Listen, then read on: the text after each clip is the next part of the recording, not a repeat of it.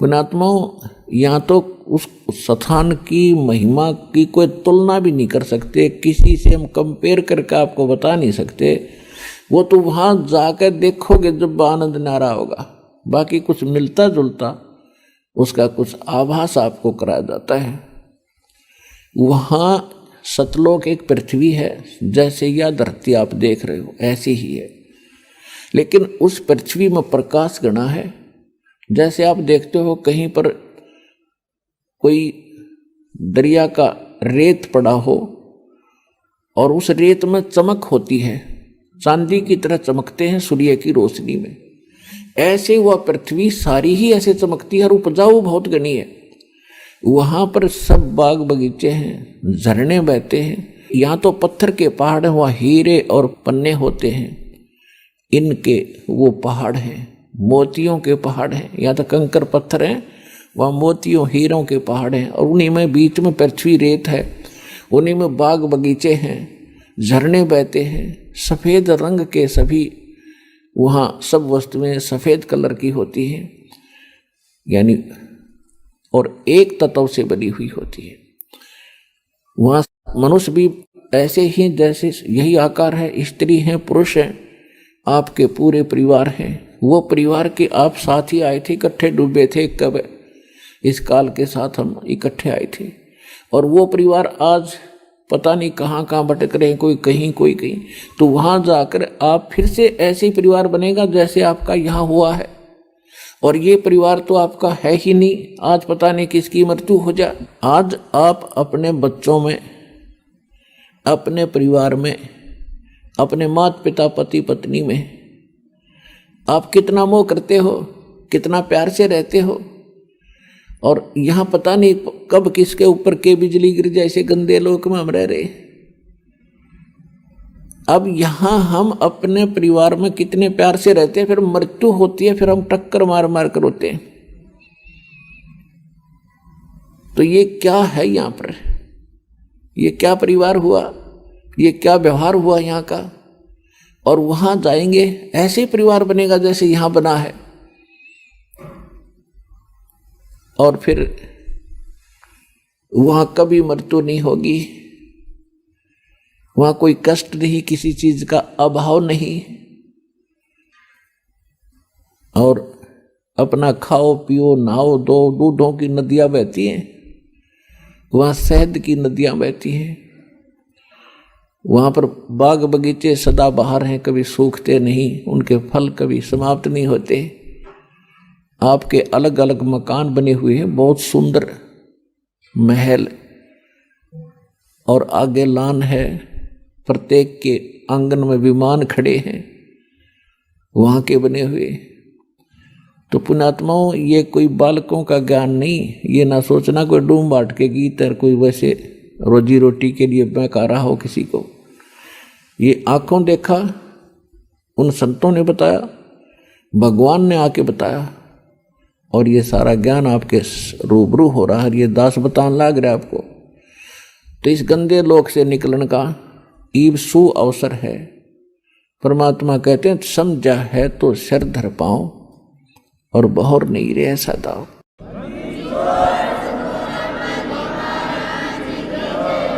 और यहाँ की किसी वस्तु की इच्छा आपके मन में नहीं रहनी चाहिए।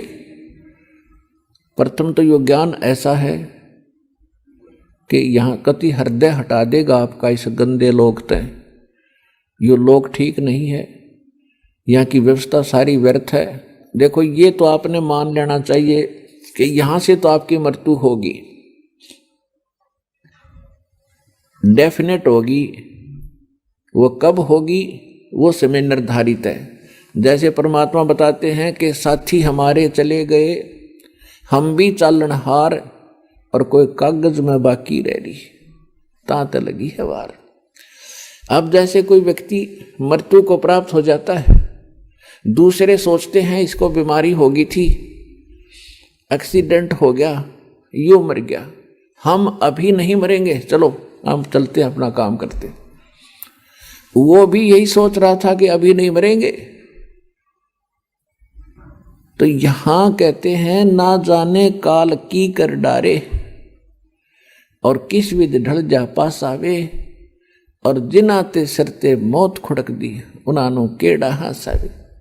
या नाचते हैं, गाते हैं, फिल्मी गाने सुनते हैं, 1 सेकंड में ना जाने कित बिजली गिर जा, जगह जगह भूकंप आते हैं, और वो पता नहीं क्या क्या नाच रहे होते हैं, कूद रहे होते हैं, कोई गाने सुन रहा होता है, 1 मिनट में बिजली गिर जाती है, हाहाकार मच जाती है, सांस लेने का टाइम नहीं मिलता इनको। तो ऐसे गंदे लोक में तुम ऐसी खुशी मना रहे हो, तुम्हें डर नहीं रहा, तुम्हें ज्ञान नहीं है। 2 प्रकार के व्यक्ति यहाँ पर ऐसी गलतियां करते हैं। एक तो कति बालक होते हैं, उनको ज्ञान ही नहीं, वो सर्प को भी पकड़ लेते हैं, आग में भी हाथ डाल देते हैं। और दूसरे जिन्होंने भांग पी रखी हो या नशा कर रखा हो, वो व्यक्ति ही निर्भय होकर के ऐसे भयंकर स्थान पर और मस्ती में रहते हैं। इस ज्ञान से वह भांग उतारी जाती है, वो नशा उतारा जाता है, और वो बालक की बुद्धि आपकी समाप्त की जाती है, आपके विचार मैच्योर किए जाते हैं, मजबूत किए जाते हैं, स्वस्थ किए जाते हैं कि ये लोग ठीक नहीं है, यहाँ का भगवान ठीक नहीं है, यहाँ का कोई भी व्यवहार ठीक नहीं है, यहाँ से पीछा छुटवाने का समय केवल अब आया है। ये 4 युगों के बाद यही समय होता है। यह बिचली पीढ़ी अब प्रारंभ हुई है। 1951 में दास का जन्म हुआ, 1947 को भारत आज़ाद हुआ। उसके बाद शिक्षा धीरे धीरे पनपी है, ना कोई शिक्षा के निकट नहीं जाता था। और अब शिक्षा की इतनी आवश्यकता महसूस करवा दी भगवान ने, दया करी दाता ने, कि बच्चा बच्चा पढ़ा दिया अपने सब ने, चाहे जिसका बिल्कुल ब्योत नहीं है, गरीब भी व्यक्ति है, वो चाहता बेटा बेटी ने खूब पढ़ा दूं, अच्छा इनको शिक्षा दिवा दूं। तो इस शिक्षा का परमात्मा ने प्रेरणा की, और इस शिक्षा का लाभ आपको ईब मिलेगा। यहाँ बड़ी अच्छी बात है, शिक्षा ग्रहण कर ली, पढ़ लिए बच्चे, बहुत अच्छी ट्रेनिंग भी कर गए। 1 करोड़ बच्चे पूरे हिंदुस्तान में शिक्षा पूरी करके और अपने रोजगार के लिए चल पड़ते हैं। कितनों को नौकरियां मिलती हैं? मान लीजिए 10% ने, 10 लाख ने मिल गई 1 वर्ष में नौकरी, तो 90 लाख क्या कर रहे हैं? उनको तो कोई राहत मिली नहीं, अपना वही दैनिक कार्य जो परंपरागत होता है उसी को कर रहे हैं। तो इसका उद्देश्य ये था दाता ने आपको शिक्षित कराने का कि आप भगवान पहचान सकते हो और सदग्रंथों को देख सकते हो, विश्वास कर सकते हो। कबीर इज गॉड, हमारे सदग्रंथ क्या बताते हैं। और इसको जानकर आप फिर सतलोक की भी इच्छा करोगे। जब आप यहाँ छोटी मोटी कोई जॉब प्राप्त करने के लिए कितने संघर्ष करते हो, न्योछावर हो जाते हो, 20 वर्ष तक बच्चे को पढ़ाते हो, खूब खर्चा करते हो कि किसी प्रकार इसको ये वस्तु प्राप्त हो, सुखी हो। और जब आपको पता चलेगा कि ये तो इससे हटकर भी एक और वस्तु है जो इस मनुष्य जीवन से हमने करनी थी और बच्चों से करवानी थी, वह भूल रहे थे, वो अब पता चलेगा। इसका यही काम है। शिक्षा नहीं देता दाता आपको, 4 योग चले गए। अगर छोटा मोटा अक्षर ज्ञान होता था तो उसको रोजी रोटी आधार नहीं होता था। आज तक आप देख रहे हो, अपना इतिहास देख लो, हिंदुस्तान का इतिहास देख लो, पिछला 100 वर्ष, 200 वर्ष, 300 वर्ष कौन पढ़ा करता था? एक ब्राह्मण वर्ग था, संस्कृत पढ़ा करते थे, वो परंपरागत, और सदग्रंथों को जानते थे। उनका यही काम दे रखा था कि आप इन सदग्रंथों को पढ़ो। आप फ्री छोड़ दिए समाज ने, ब्राह्मण लोग, कि तुम इन सदग्रंथों को पढ़ो, शिक्षा ग्रहण करो, हमें समझाओ। अब उन्होंने उनके लिए उनकी वो भी रख दी, वे तुम्हारी पूजा भी जाएंगे, दक्षिणा देंगे तुम्हें, तुम अपना एक का काम करो, अपना परिवार पोषण भी करो और सदग्रंथों को पढ़ो, हमें समझा दो। इतनी सी बात है। तो इन ब्राह्मणों के समझ में नहीं आई सदग्रंथ, और परमात्मा आए 600 वर्ष पहले, ये सच्चा ज्ञान बताने लगे तो विरोध कर दिया, इन ब्राह्मणों ने करवा दिया। ब्राह्मण कोई जाति नहीं है पुणात्माओं, क्योंकि हम अपने अपने वर्ण में पैदा होकर उसी को सत्य मानते हैं, श्रेष्ठ मानते हैं, और कोई उसके विषय में थोड़ा सा बोलता है तो हमें दुख होता है। ये भी हमारी बाल बुद्धि ही होती है, बचपना ही होता है। अब देखो, ब्राह्मण, आज हम ब्राह्मण कुल में जन्मे हैं, मृत्यु के बाद हम शूद्र घर में भी जन्म ले सकते हैं, क्योंकि हमारे संस्कार बहुत पुराने आपस में रले मिले, और हम पशु पक्षी योनि में भी जाएंगे। फिर भी ब्राह्मण कोई जाति से नहीं होता, कर्म से होता है। जो ब्राह्मण यानी पंडिताई गुरुआई करते हैं, जो ज्ञान प्रचार करते हैं, उनको ब्राह्मण कहते हैं, विद्वान कहते हैं। मेरे पूज्य गुरुदेव जी ब्राह्मण कुल में जन्मे थे। गांव बड़ा पैंतावास, जिला भिवानी, चरखी दादरी के पास एक गांव है। ब्राह्मण कुल में जन्मे थे और वो कभी ब्राह्मण नहीं कहते थे, आप अपने आप को एक भक्त या संत कहते थे। और मेरे दादा गुरुजी यानी गुरुजी के गुरुजी गांव छावला दिल्ली में, गांव छावला दिल्ली के वो जाट थे, और 15-16 वर्ष की आयु में मेरे परदादा गुरुजी के साथ वो चले गए थे, यानी उनके गुरुजी के साथ। और उन्होंने, मेरे जो परदादा गुरुजी थे, उन्होंने मेरे दादा गुरुजी को शिक्षा ग्रहण करवाई। इंटेलिजेंट थे, काशी विद्यापीठ से उनको पढ़ाया, 4 विषय के आचार्य बन गए वो, और उनको पंडित चिदानंद नाम से जाना जाने लगा। पंडित ब्राह्मण, और उनका सोनीपत जिला में खरखोदा तहसील के पास एक छोटा सा गांव है गोपालपुर। वहाँ पर आज भी मेरे दादा गुरुजी छावला वाले उस जाट का एक पंडित चिदानंद नाम से आश्रम बना हुआ है। उस पर लिखा है बोर्ड, पंडित चिदानंद आश्रम गोपालपुर। वो जाट होते हुए पंडित कहलाए, और मेरे पूज्य गुरुदेव जी ब्राह्मण होते हुए भी कहा करते, नहीं मैं वो पंडित नहीं हूँ, वो आचार्य नहीं हूँ जो जिन्होंने पंडिताई यानी शिक्षा ग्रहण की। पंडित उसको कहते जो विद्वान हो जाए। गुरुजी कहते थे मैं संत हूँ, भक्त हूँ, और आप भी कल्याण कराता हूँ और आपका भी उद्धार करता हूँ। पंडित तो मेरे गुरुजी थे। तो इसी प्रकार जो दास आपको ये कह रहा है, जिनको सदग्रंथों का ज्ञान होता था हम उनको पंडित कहते थे। ब्राह्मण उसी को कहते हैं, भक्त को ब्राह्मण कहते हैं। ब्राह्मण उसको कहते हैं जो परमात्मा से परिचित हो जाता है, ब्राह्मण सोए जो ब्रह्म पहचाने। तो कहने का भाव यह है कि उन पंडितों ने जिन्होंने इन सदग्रंथों को पढ़ा वो विद्वान बने, वो इनको समझ नहीं सके। पढ़ना अन्य चीज होता है, समझना मूल वस्तु है। गुरु बिन काहू न पाया ज्ञाना, जो थोथा बुस छिड़े मूड किसाना। भाई सतगुरु बिन काहू न पाया ज्ञाना, जो थोथा बुस छिड़े मूड किसाना। भाई गुरु बिन वेद पढ़े जो प्राणी, समझन सार रहे अज्ञानी। तो पुण्यात्माओं, इस दास से पहले और उन महापुरुषों के अतिरिक्त जिनको भगवान सीधे मिले या परमात्मा के अतिरिक्त इस विश्व में किसी को भी अध्यात्म ज्ञान नहीं था। ये सभी वेद ज्ञान विरुद्ध साधना बताते और करते रहे ब्राह्मण होकर के। ये सभी अज्ञानी थे। पुण्यात्माओं, ये शब्द यदि कहीं कहा जाए बगैर प्रमाण के तो इंसान का गला नहीं उतरा, बल्कि नू का यो मूर्ख आदमी है, सब न अज्ञानी बतावे। अज्ञानी का अर्थ है जिनको अध्यात्म ज्ञान नहीं, वेद ज्ञान नहीं, गीता ज्ञान नहीं, पुराणों का भी वो ज्ञान नहीं, यानी हमारे सदग्रंथों से अपरिचित जो गुरु हैं वो अज्ञानी हैं और वो गुरु पद बेशक प्राप्त किए हैं। तो इन बातों का धीरे धीरे समाज को पता भी चलेगा, क्योंकि इसीलिए आपको शिक्षित किया है। प्रमाण दास आपके रूबरू करता ही रहता है, आगे भी करते रहेंगे। अब जो प्रसंग चल रहा है हम उसी पर आते हैं। अब परमात्मा लेकर के गरीबदास जी की आत्मा को और सचखंड पहुंचे, सतलोक में पहुंचे।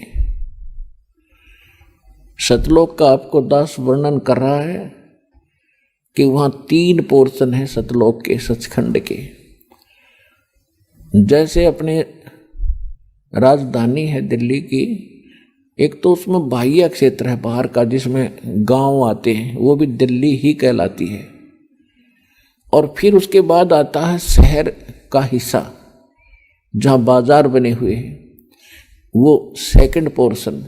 उसके बाद आता है अपनी राजधानी स्थान, अपने जो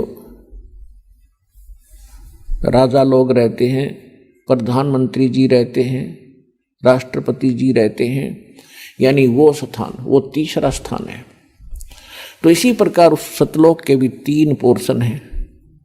बाहर का जो स्थान है, बाह्य क्षेत्र है, उसमें झरने बह रहे होते हैं, बाग बगीचे हैं सदाबहार, बहुत सुंदर वहाँ महक उठ रही होती है और झीनी झीनी आवाज़ वहाँ पर बजती रहती है जो बहुत सुहाती है, कानों को अच्छी लगती है।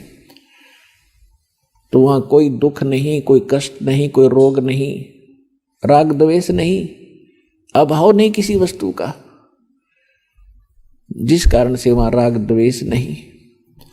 और सबको एक जैसा शरीर है, सबको एक जैसा ही वहाँ पर व्यवस्था उपलब्ध है। वहाँ कोई छोटा और बड़ा नहीं, वहाँ कोई अमीर और गरीब नहीं, वहाँ कोई शूद्र और उच्च वर्ण के नहीं, ब्राह्मण नहीं। तो वहाँ पर राग द्वेष होता ही नहीं। और वैसे भी वो शरीर जो आपको मिलेगा वो शुक्रम कायम ऐसना विरम, वहाँ जो आपको शरीर प्राप्त होगा उसमें नाड़ी तंत्र नहीं होगा, एक तत्व से बना हुआ होगा। उसकी बनावट और उसके अंदर जो मशीनरी है वो बहुत अच्छी होती है, वो कभी नाश नहीं होती। और वहाँ जो आप खाते पीते हो वो कहीं विसर्जन करने के लिए नहीं जाना पड़ता, उस बॉडी में उतना ही कंज्यूम हो जाता है। उसमें एक ऐसा सिस्टम मालिक का अपनाया हुआ है। तो कहने का भाव ये है कि वो सुख हम यहाँ खोज रहे थे युगों से।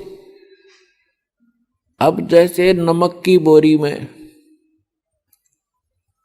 1000 बोरी रखी हो नमक की, उसमें खांड का टेस्ट कोई ढूंढे तो वहां तो हो ही नहीं सकता।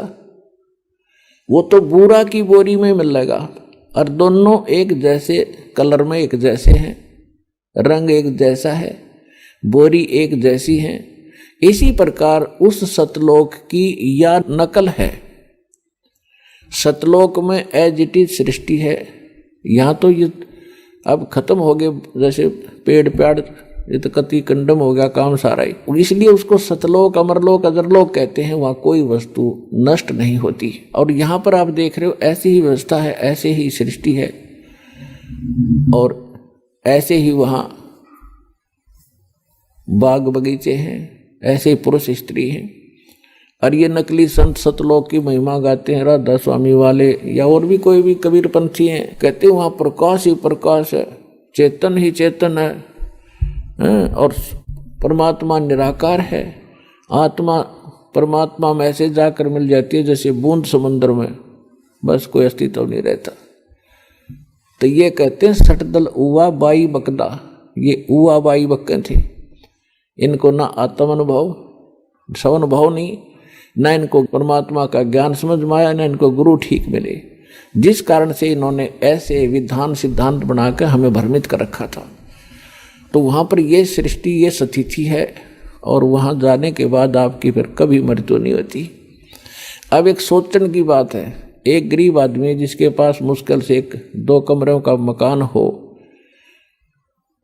और उसको कोई कह दे कि चाल तुझे 500 एकड़ जमीन बना बनाई कोठी इतनी सुंदर, और उसको चल वहां तुझे देता हूं, या तो उसका विश्वास नहीं होगा, और विश्वास होगा 2 मिनट लाओगा, छोड़ेगा ढूंढने, का पड़ा रहेगा, चल अपना हमारा ही मौज, वो पड़ा रहेगा कि जिसका कोई बरतो चाहे ना बरतो। तो ऐसा ही है जो दास आपको बता रहा है, या तो आपका विश्वास नहीं होगा, लेकिन विश्वास दास करा के छोड़ देगा।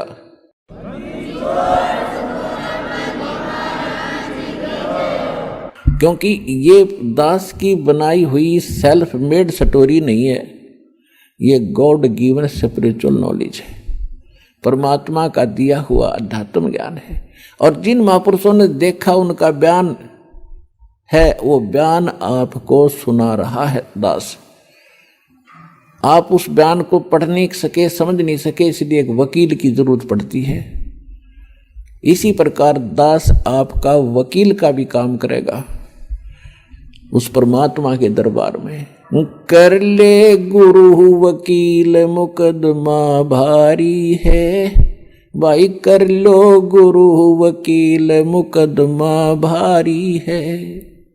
ये बहुत भारी मुकदमा है, इसके लिए वकील की जरूरत पड़ेगी, वकील भी पूरा हो। जिन विधान का नहीं पता, संविधान का नहीं पता, और वो वकील बने फिरे हैं, दस यानी नकली संत बने फिरते हैं। ऐसे संतों को करने का, ऐसे वकीलों को भी करने का कोई फायदा नहीं जो वहां जवाब ना दे सके।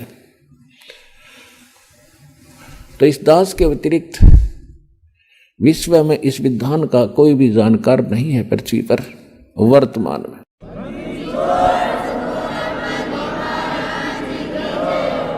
परमात्मा गरीबदास जी को लेकर गए जिंदा महात्मा के रूप में, और गरीबदास जी देखकर उस लोक को होए हैरान रह गए। अजब नगर में ले गए हमको सतगुरु आने, जल के बिंब अगाध गति हम सूते चादर ताड़े।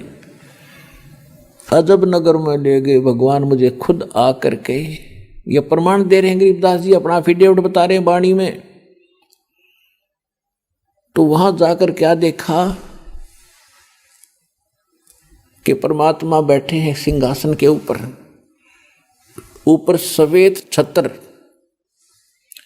और सिर पे मुकुट है, जैसे राजा विराजमान होते हैं।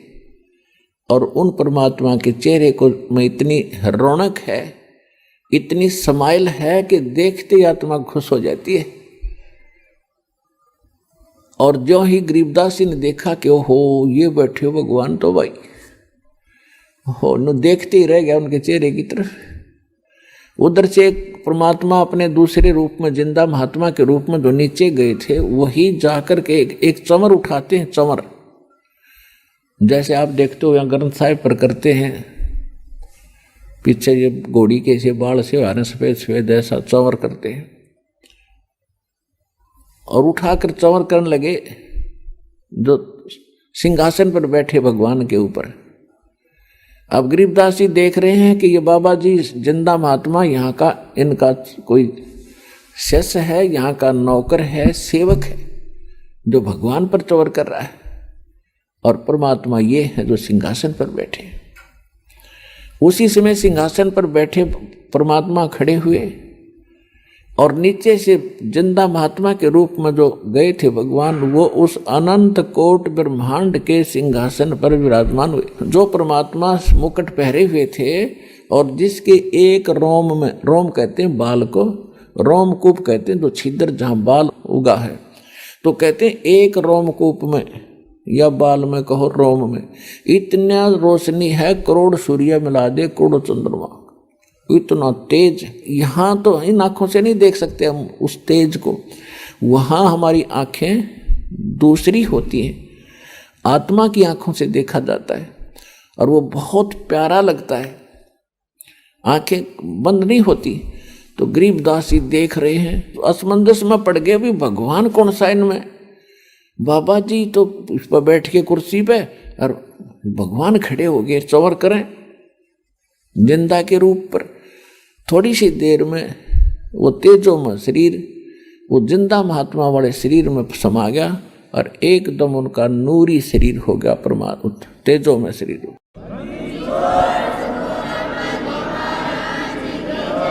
और चंवर अपने आप हवा में हो रहा है, से अब हवा में ऐसे घूम रहा है।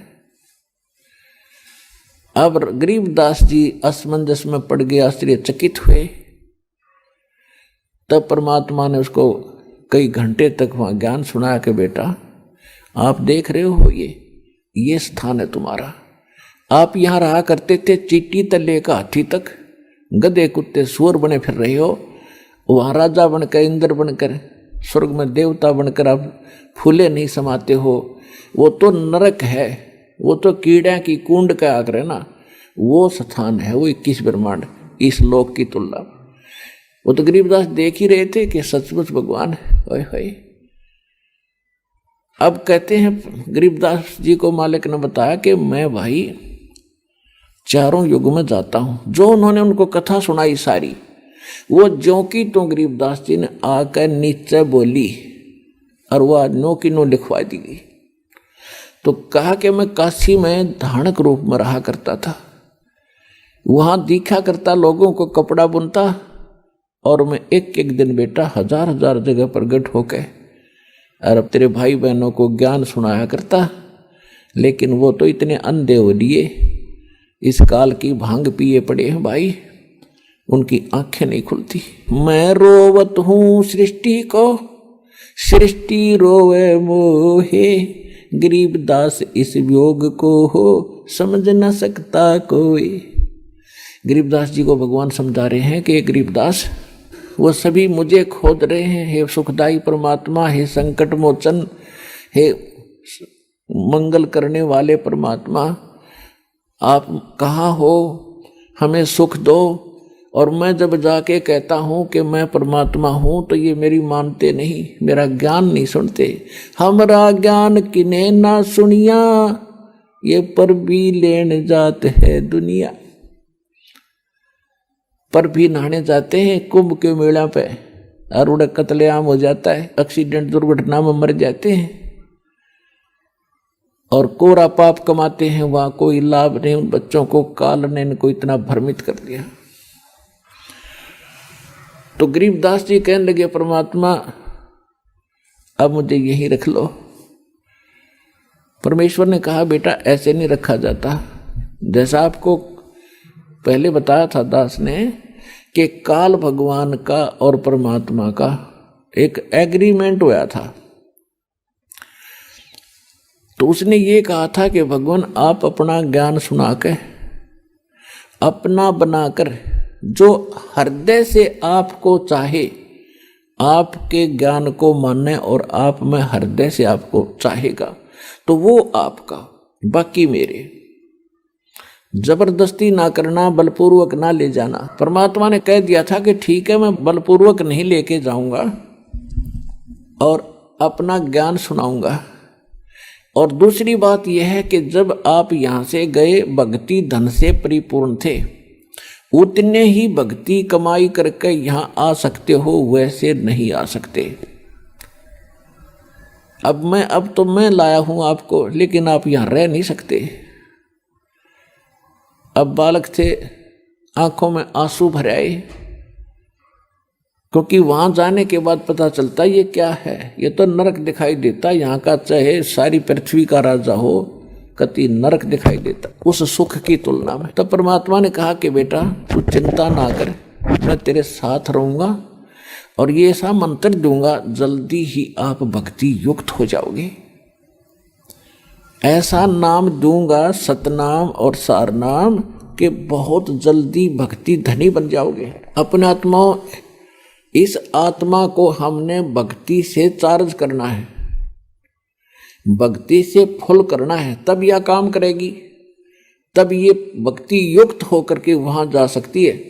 जैसे एक तो साइकिल में हवा भरा कर हाथ से पंप चला के वो एक छोटी सी ट्यूब में डाल सकते हैं, उसमें टायर में नहीं भर सकते उससे, और लगे रहेंगे तो काफ़ी समय लगेगा। मनोहन 3-4 दिन 10 दिन लग जाए उसमें, अगर उसी से को पचा। लेकिन वो तरीका नहीं है ट्रक की टायर में हवा भरने का, उसके लिए तो एक प्रेशर चला हुआ है, उससे भरी जाएगी वह, और मिनट में भर दो। इसी प्रकार जो भक्ति विधि मैं बताऊंगा गरीबदास, वो इतना गजब की होगी कि थोड़े ही समय में तुम्हारे टायर भर जाएंगे, फुल हो जाएंगे, और फिर कितना लोड धर के चल पड़ी हो, कका उठा देंगे वह। तो जब भक्ति युक्त आत्मा हो जाएगी, फिर इसने कोई रोक नहीं सकता। आस्था वहां हो जहाँ आशा ता बासा होई। इस ज्ञान से आपकी एक ऐसी आस्था बनेगी, अरे संसार आप देख ही रहे हो, इसका तो आपको पता ही चल जाएगा, क्योंकि पहले तो आप अपने संसारिक व्यवहारिक काम में व्यस्त थे, लोगों को देख रहे थे, मान लिया था इतना ही काम है मनुष्य जीवन का, बच्चे हो गए, इन्हें पाल दें, इनका विवाह कर दें, फिर इनका संतान हो जा, मर जा बेच सके। इतना ही जान रखा था हमने, अब पता चलेगा इसके मूल कार्य का। और फिर वहां जाने की अब विधि का प्राप्त होगी। तो उसके लिए परमात्मा ने उनको बताया कि एक मंत्र है 2 अक्षर का, दूंगा तेरे को, जिसमें एक ओम है, एक दूसरा गुप्त है, और तेरे को दूंगा, लेकिन आप किसी को और को भी बताना नहीं। एक लिख देना अपनी एफिडेविट रूपी वाणी में, अमरवाणी में।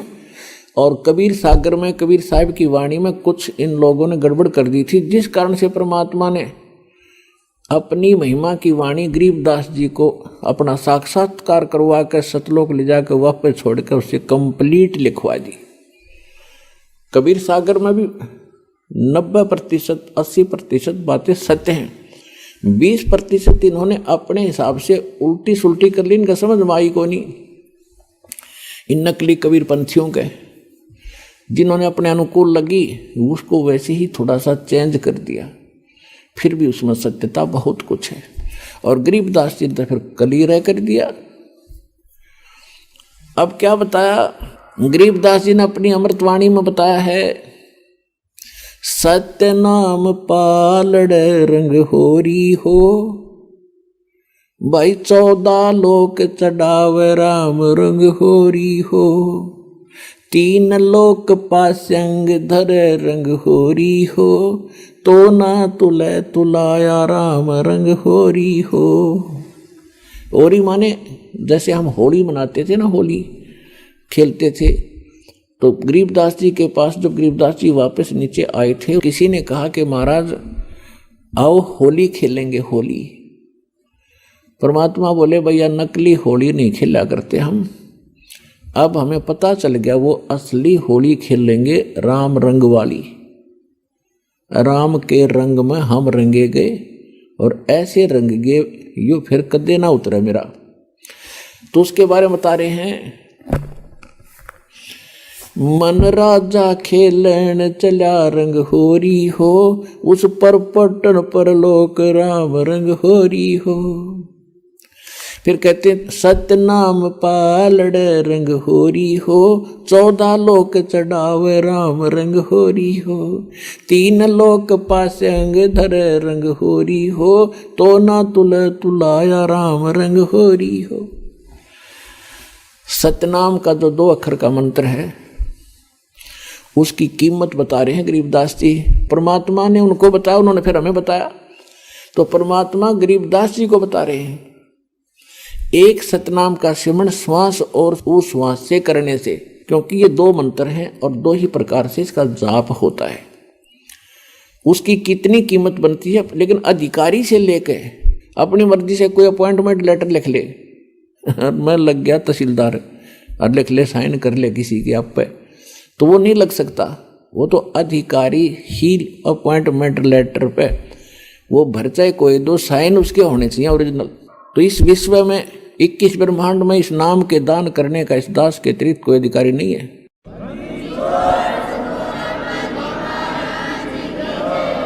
और यदि कोई नकली इस दास से ये मंत्र सभी प्राप्त करके और अपने आप दुकान खोल कर बैठ गया, नाम देने लग गया किसी को, तो सबसे बड़ा दुश्मन है मानव समाज का। अपना नाश करेगा और 100-200 हज़ार को और खराब करके उनका भार भी सिर पर धर लेगा। तो उनसे भी सावधान रहना है, ऐसे नकलियों से बचना है और बचाना है अपने भाई बहनों को, मानना उनको प्यार से। देखो यूँ मार्ग है प्यार का, इसमें धक्का नहीं चलेगा, भगवान का अनुबंध है, उस काल के साथ एक एग्रीमेंट है कि जबरदस्ती ना करना। तो आपने इस फार्मूले को अपनाना है, जबरदस्ती नहीं करना, प्यार से समझाना अवश्य। चाहे कोई गाली दे, आपने बुरा बोला है। अब जैसे एक छोटा सा बालक और अग्नि में हाथ देने चला, हीटर जला था, हीटर की तरफ भाग रहा है और उसको उठा लिया बड़े भाई ने, बहन ने या पिता ने, और वो रो रहा है मुझे छोड़ दे, और वो बालक है नादान, थप्पड़ भी मार रहा है सिर में, मुझे छोड़। तो हम नहीं छोड़ सकते, उसका बुरा भी नहीं मान सकते कि बालक इसको पता नहीं और छोड़ दिया तो जलेगा यूँ।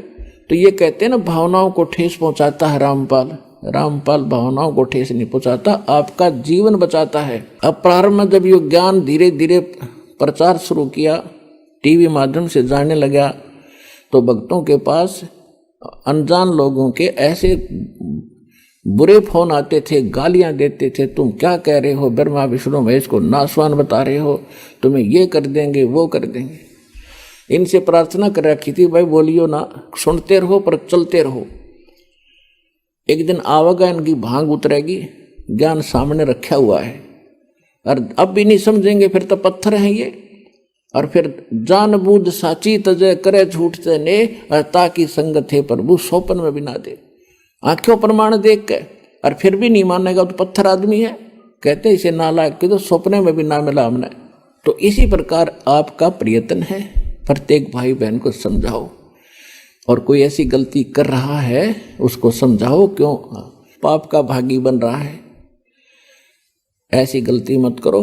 आप भी दोबारा उपदेश लो वहाँ जाके, और इनको छोड़ो भगवान के बच्चों के। ये तो पहले दुश्मन बतेरे थे, ये काल के दूत नरे भेज रखे काल ने, इनको मिसगाइड कर दिया, सारे सबकी दुर्गति हो रही है, भक्ति भी कर रहे हैं, साधना भी कर रहे हैं, जो भी कोई क्रिया बताता वो भी कर रहे बेचारे, और फिर भी दुखी, क्योंकि वो शास्त्र विदिता कर्मन माना आचरण है, वो सत्य भक्ति नहीं है, शास्त्र अनुकूल नहीं है। शास्त्र अनुकूल भक्ति और पूरा कोर्स सतलोक आश्रम बरवाला जिला हिसार हरियाणा के अतिरिक्त विश्व में नहीं है।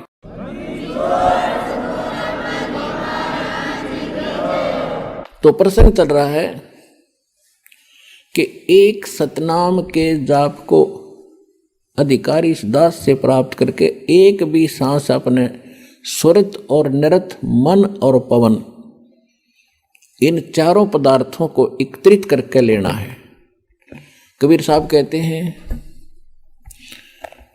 कहते माला तो कर में फिरे और जिव्या फिरे मुख माही, मनुआ तो चहूं दिस फिरे ये तो सुमरण नाही। कबीर साहब कहते हैं कि हाथ में तो माला मणिया घूम रहा है, और जीभ मुख में घूम रही है, और मन कहीं घूम रहा है, ये सुमरण नहीं होता। कहते हैं स्वरित नृत मन पवन पर, और सतनाम का वो जाप लगातार चले। स्वरित नृत मन और पवन इकट्ठे रखे। जैसे आप सिमरण करते हो, सांस के सिमरण सतनाम दिया है, या प्रथम मंत्र भी जाप करते हो, उस पर ये ध्यान रखे कि जैसे आप प्रथम मंत्र बोला प्रथम मंत्र का, तो ये सोचा ये किसके विषय में है। 5-4 जो लगातार जो मंत्र करें, 5-4 बार ये अभ्यास करें, ये किसका है, और उसके बाद बेशक शीघ्र करो, लेकिन ये ध्यान रहे मैं बोल क्या रहा हूं। अब बोलते हो सत सुकृत अवगत कबीर, तो फिर इस क्या बोल रहा हूं ये शब्द है, इस शब्द के साथ इस चित्त यानी मन को लगाना है, और ध्यान रहे कि मैं क्या बोल रहा हूं, कौन से अक्षर का उच्चारण कर रहा हूं। तो इसमें स्वरित और नृत अपने आप रहेगी कि किस जाप को कर रहा हूं। स्वरित नृत मन और पवन। पवन माने वायु, जो श्वास के सिमरण से संबंधित है, ये कि इस पर श्वास जब जाप करो तो इसके साथ ये सांस भी ध्यान हो कि मैं बाहर कौन सा छोड़ रहा हूं, अंदर कौन सा ले रहा हूं, और कौन मंत्र का उच्चारण कर रहा हूं। ये आपकी सुरत और नृत में रहना चाहिए। मैं के बोलू हूं, अपनी सुरती उस पर लाए रखे। सुरती समझो आत्मा के कान हैं और नृत्य जो है आत्मा की आंखें हैं, ऐसा समझ कर दो। अब जैसे सुमन करते हो तो क्या मैं बाहर छोड़ रहा हूं, कौन से मंत्र का उच्चारण अपने आप होता, श्वास से महसूस होता मैं क्या बोल रहा हूं, उस पर ध्यान रहे, अंदर क्या ले रहा हूं। तो ये सुमन बने आपका ध्यान कहीं और श्वास करें जाओ खेचम खेचा, इससे कोई लाभ नहीं। स्वरत नृत्य उस पर लगी रहे, मैं क्या बाहर छोड़ रहा हूं, क्या अंदर ले रहा हूं, या प्रथम मंत्र में किस किस जाप को कर रहा हूं। जब जल्दी करते हो, क्योंकि स्वाभाविक हो जाता है, जल्दी करना पड़ता है, तो उसमें ये सोचो मैं बोल के रहा हूं। पहले तो ये पता हो कि किस किस का जाप है, ये 2-4 बार अभ्यास करके फिर बेसिक केवल शब्द पर ही ध्यान रख सकते हो। के बोल रहा हूं, कौन सा मंत्र बोल रहा हूं, हरियम बोल रहा हूं, किलियम बोल रहा हूं, उस पर ध्यान रहे। तो उस पर जरूर रहना चाहिए, वो नहीं माला फेरे जाओ। तो ऐसे ही सतनाम पर बात चल रही है कि सतनाम पालड़े, तराजू के एक पलड़े में ऐसे किया हुआ श्वास उश्वास सुरत नृत और मन और श्वास के साथ किया हुआ एक श्वास के सिमरण की ओनली एक मंत्र, सांस बाहर छोड़ा और अंदर ले लिया, पूरा हो गया एक मंत्र। इस एक मंत्र के जाप को तराजू के एक पालड़े में रख दो, उसकी कीमत। और दूसरे पलड़े में 14 लोक, विष्णु का लोक, शिव का लोक और ब्रह्मा जी का लोक, धर्मराज का लोक, नीचे के ये ताल पताल उतल सारे, और ऊपर के गोलोक और दुर्गा का लोक, ब्रह्मलोक, सपतपुरी, स्वर्ग और नरक। स्वर्ग नरक ये अलग 3 लोक न्यारे हैं। ये स्वर्ग, पृथ्वी और पाताल ये लोक अलग हैं 3, इनसे हटकर हैं। तो क्या बताया है कि ये 14 लोक उस महास्वर्ग तक दूसरे पालड़े में रखते सतनाम के श्वास के से तोलने के लिए। और 3 लोक ये पृथ्वी, पाताल और स्वर्ग लोक, ये तो पास्यंग रखा है। पास्यंग क्या होती है आजकल के एजुकेटेड बच्चों को पता नहीं, क्योंकि ये ज्ञान गूढ़ रहस्य है और अपनी लोकल लैंग्वेज में ये एक सूक्ष्म वेद है। तो दास का जन्म ऐसे समय में दिया, दाता ने दास ने दोनों जमानों की लैंग्वेज का ज्ञान हुआ, जिस कारण से इन गूढ़ रहस्यों को आज समझ सका। और इस ग्रंथ को, गरीबदास साहिब जी के ग्रंथ को आज के बालक पढ़ के देख लो, इन्हों के डरते इसमें पता नहीं क्या लिख रखा है, क्योंकि वो भाषा उन्होंने अपने उस समय की भाषा में लिखा। तो उसमें क्या लिखा है, पासिंग किसे कहते हैं। जैसे हमारे यहाँ दास का जन्म किसान परिवार में हुआ, तो हमारे घर पर ये व्यापारी लोग आते थे, कोई चने तो ले जाता था, कोई बाजरा, कोई गेहूँ। तो वो क्या करते थे, जब तोलते समय हमारे पिताजी कहते थे कि भाई लाला जी अपनी तराजू चेक करा पहले। वो देखते थे अगर थोड़े से अनबैलेंस्ड होती, वो सौदा करने आया था, जैसे गेहूं का ढेर पड़ा है और उसी को तोलना था, तो गेहूं ही एक मुट्ठी उठाई उस ढेर में से और तराजू को एकसार करने के लिए, एररलेस करने के लिए, उसकी त्रुटि निकालने के लिए एक पलड़े में वो थोड़े से गेहूं डाल देता था, 2-4 ग्राम, और जिससे वो डिफेक्ट तराजू का खत्म हो जाता था। तो उस तरफ बट्टे रख देता था। और फिर उसके बाद वो सौदा कणक का तो घना था, वो पासिंग का तो कोई सौदे में अकाउंट है नहीं उस पासिंग का, तो जो रखे थे इतने गेहूं, तो ये पासिंग समझो। तो अब क्या बताते हैं गरीबदास जी,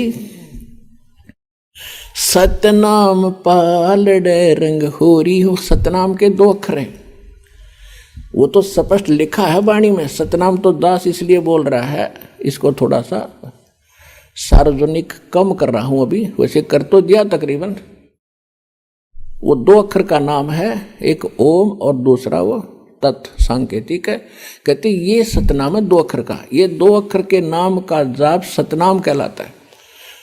तो कहते सतनाम पालड़े रंग होरी हो और 14 लोक चढ़ावे राम रंग होरी हो। 3 लोक पास्यंग धरे रंग होरी हो, तो ना तुले तुलाया राम रंग होरी हो। ओए होए, अब एक सिमरन की ओए होए इतनी कीमत है। और परमात्मा खुद अपनी वाणी में बोलते हैं, कबीर कहता हूं कहीं जात हूं और कहूं बजा के ढोल, श्वास जो खाली जात है ये 3 लोक का मोल। ये तो जो बिना नाम करे तुम खाली छोड़ रहे हो, ये भी इतना कीमती है, 3 लोक का मोल। और सतनाम के साथ जाप किया जाता, कहते 3 लोक पासेंग धरे रंग हो रही हो, तो ना तुला तुला राम रंग हो रही हो।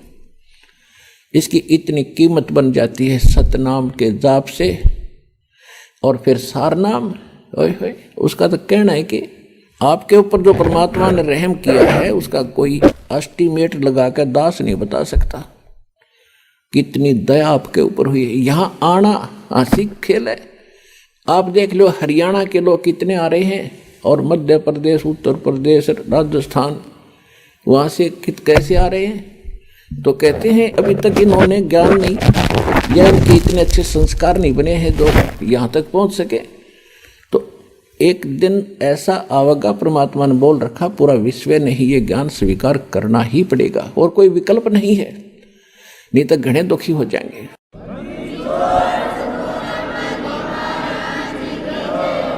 जी नमस्कार। नमस्कार सर जी। क्या नाम है जी आपका? मेरा नाम है ज्योति विजय परदेसी। ज्योति जी, आप कहाँ से आए हैं? मैं आई हूँ अनस व्यक्ति वरणगांव, तालुका भुसावल, जिला जलगांव, महाराष्ट्र से। ज्योति जी, संत रामपाल जी महाराज जी की शरण में आने से पहले आप क्या भक्ति साधना करते थे? सर जी, हम पारंपरिक साधनाएं करते थे सभी।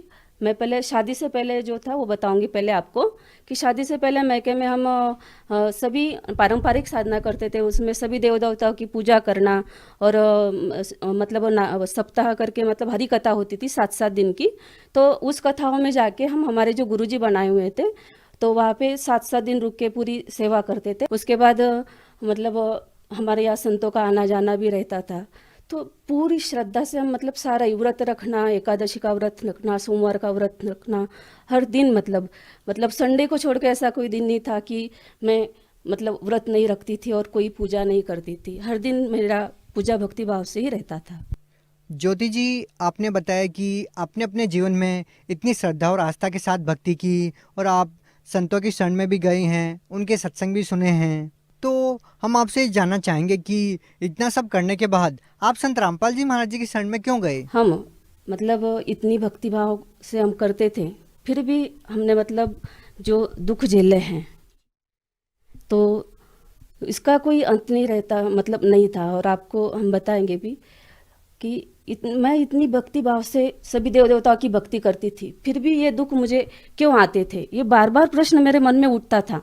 पहला मेरा दुख था कि सबसे मतलब शादी के बाद का जो दुख होता है, शादी करके मैं उस घर में जैसे ही आई, तो उस दिन से मतलब बच्चा जो मतलब हो रहता है होना, तो मेरे गर्भ रहता था, और गर्भ रहने के बाद 9 महीने का बच्चा होता भी था, और एक दिन बच के मतलब वो मर जाता था। तो ऐसा मेरे साथ 4 बार हुआ। उसके बाद दूसरा दुख मेरा ये है कि माइग्रेन पेन की शिकायत थी मुझे कम से कम 5-6 साल। तो वो दर्द ऐसा होता था कि मतलब मेरा सर फट जाएगा ऐसे लगता था। मैं 3-3 गोलियां खाती, फिर भी मेरा सर दर्द बंद नहीं होता था। इससे मतलब बहुत भयानक दर्द होता था, और किसी से मैं बात भी नहीं कर पाती थी उस सर दर्द के कारण।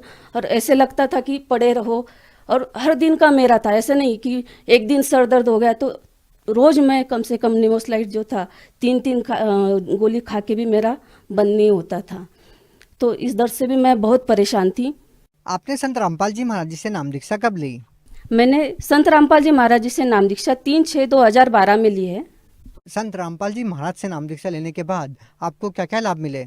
उसके बाद मुझे जो लाभ मिले हैं पर संत रामपाल जी महाराज जी के दया से, उसमें सबसे पहला मेरा लाभ मैं आपको बताऊंगी, और वो सिर्फ सत्संग सुनने से ही जो लाभ हुआ है वो मैं आपको गिनाऊंगी। तो हमारी सासू माँ जो है, उबला हुआ पानी जैसे उनका पड़ता है और उसके बाद जैसे इंसान जल जाता है, तो वैसे उनकी स्किन मतलब जल गई थी, और ऐसे छिलके अंदर से भी निकल रहे थे और बाहर से भी। तो संत रामपाल जी महाराज के जैसे हम मतलब बुक एक मंगाई थी, और बुक हमारे घर में थी। तो सबसे पहले हमने उनको हमारे प्रॉपर डॉक्टर को दिखाया था। तो डॉक्टर को दिखाने के बाद फिर हमने उनको जलगांव ले गए, और जलगांव को लेके बाद वहाँ से भी उन्होंने बोला गया कि आप इनको औरंगाबाद लेकर जाइए। तो मतलब फिर संत रामपाल जी महाराज ने हमें ऐसे बुद्धि दी कि उनको हम घर लेकर आए, उनके कपड़े वगैरह देने के लिए। और फिर घर जैसे आए तो संत रामपाल जी महाराज की हमने बुक मंगाई थी। तो हमारे ससुर जी ने क्या किया कि उस पर संत रामपाल जी की एक फ़ोटो होती है आशीर्वाद वाली, तो आशीर्वाद वाली फ़ोटो ससुर जी ने खोली और उनके सर पे रखा उस फोटो को, और बोला कि आप ही इनको बचा कर ला सकते हो, और दुनिया में कोई ऐसा नहीं है कि इनको अब बचा के लाए, उनकी स्थिति देख के। और फिर वो औरंगाबाद गए। औरंगाबाद कम से कम 1 महीना वो अस्पताल में रहे। डॉक्टर का उनका इलाज चलता रहा। हमारी चाची जी और मम्मी जी भी उन्हें मिलने जाते थे तो मुझे बोलते थे कि इनके पैर जो हैं उल्टे सूज गए हैं और अब ये नहीं बचेंगे, ऐसा मुझे फ़ोन पर बताते थे। तो हम मतलब बहुत रोना आता था कि हे भगवान, मतलब हम संत रामपाल जी महाराज के सत्संग सुन रहे थे, हमें पूरा विश्वास हो गया था उन पे कि यही भगवान है और यही धरती पर आए और यही इनको बचा सकते हैं।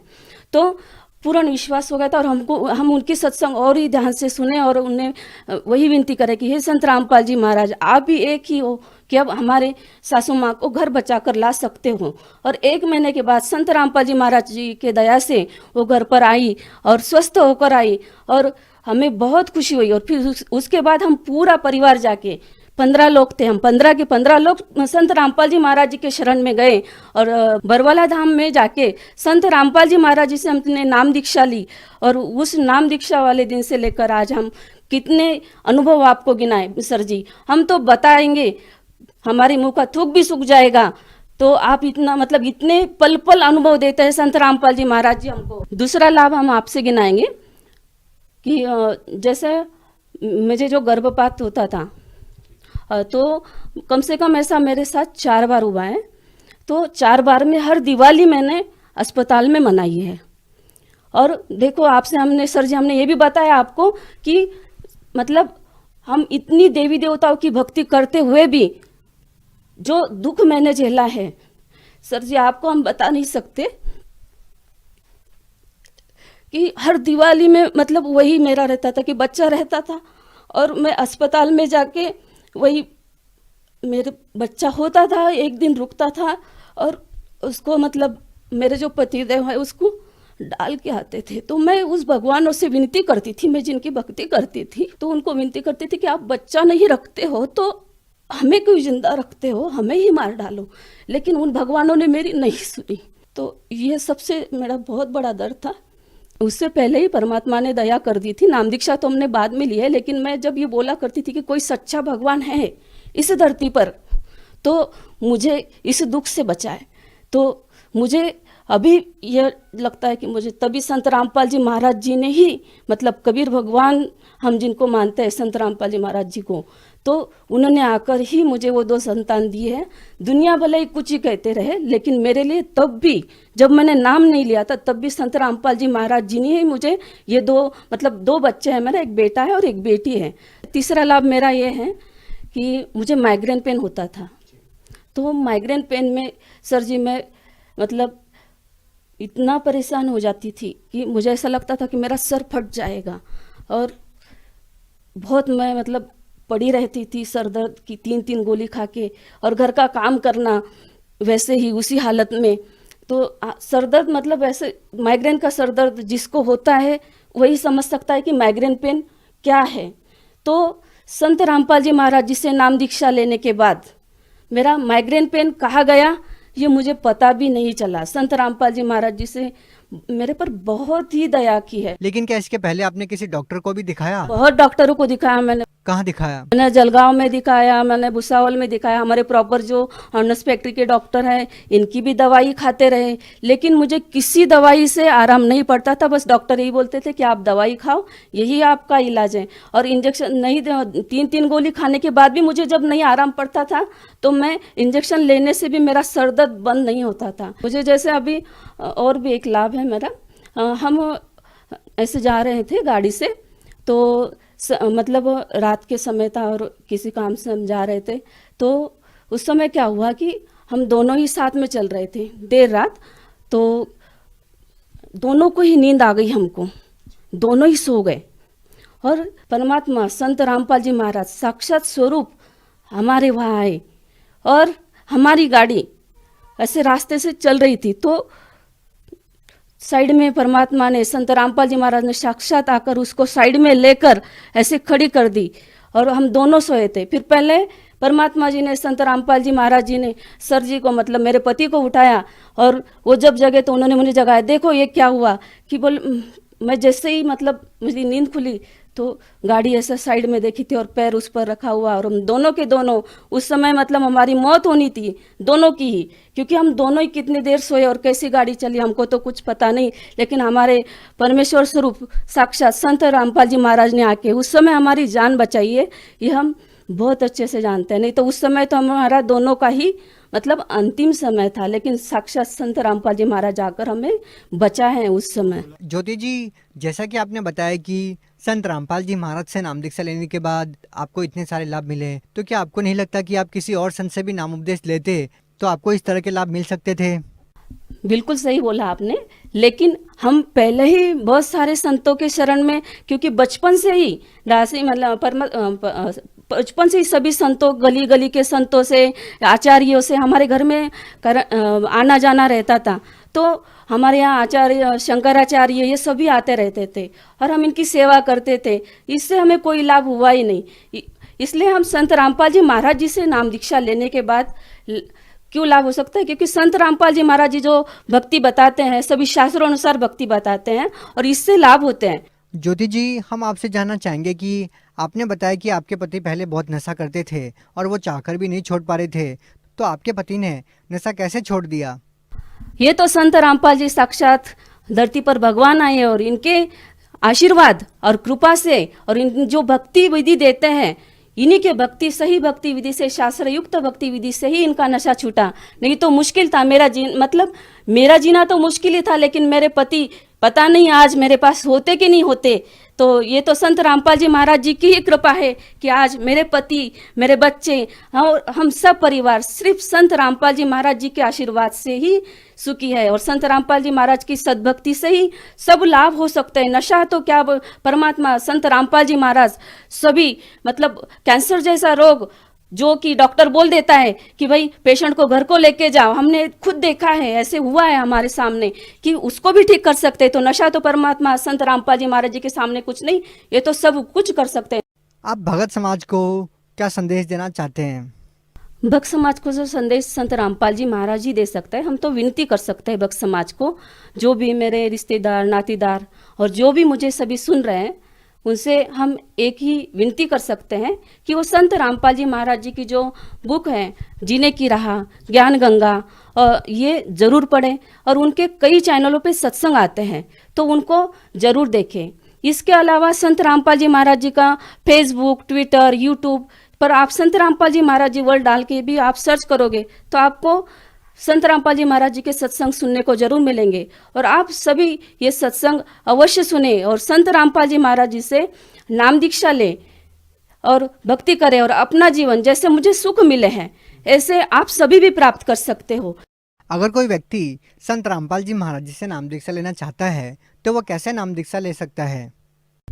संत रामपाल जी महाराज जी के सानिध्य में आने के लिए जहाँ भी सत्संग चलता है, जिस भी चैनल पर, उसमें एक पट्टी चलती है, उस पर नंबर चलते हैं, तो उसमें आपको आपके ज़िले का नंबर वहाँ से आप प्राप्त कर सकते हो और वहाँ से आप अपने ज़िले का नंबर प्राप्त करके नामदान सेंटर का पता लेकर आप नाम दीक्षा ले सकते हो। जी, बहुत बहुत धन्यवाद। सत साहिब।